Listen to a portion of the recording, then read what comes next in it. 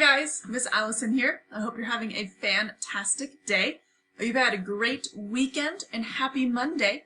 We're going to take a look at your next step in our short story unit, all right? So we're going to start another story today. We're going to look at what you need to do in order to be successful on that, so let's get to it. All right, so your learning target is I can identify symbols in the short story The Lottery by Shirley Jackson by performing a close reading. So let's take a look at your directions. If you're watching this, good job. You did that step. So first, stop, pause, don't freak out.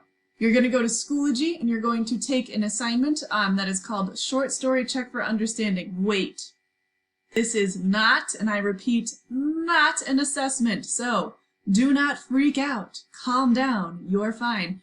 It's a quick check for understanding to tie up some loose ends from last week. Do not worry about your score. It's not going in the grade book. Just deep breath. See how you're doing, okay? Awesome. Then we're going to move through our tasks here. So remember, we have explore first. You're going to explore symbolism. So you're going to watch a mini lesson. And as you are watching, you're going to answer a couple of questions from the video.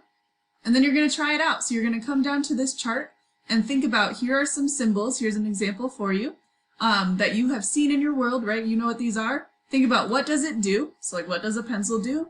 And then what could it symbolize, or what could it represent? And that's going to be explained a little bit deeper in the video. So take your best guess on that.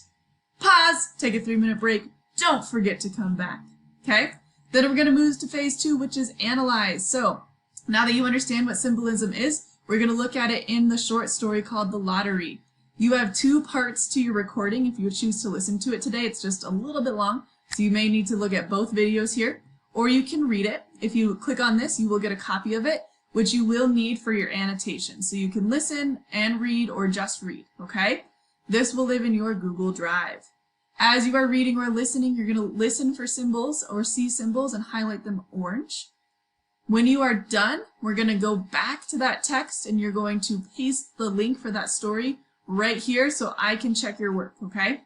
Please make sure that when you're doing so, you watch this quick video. It is 1 minute and it shows you how to change your sharing settings, so we can do that, okay?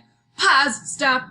After that, take a 3-minute break. Come back, please, and make sure you scroll down to your last section. So to apply your knowledge of symbolism, you are going to now answer a deeper question using the PEA structure. And there are slides linked there if you don't remember what that means. You also have some sentence stems to help you.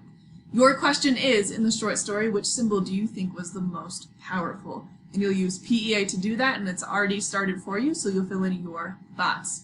All right, friends, brilliant job today. Let me know if you have any questions, and I'm excited to talk about this story with you.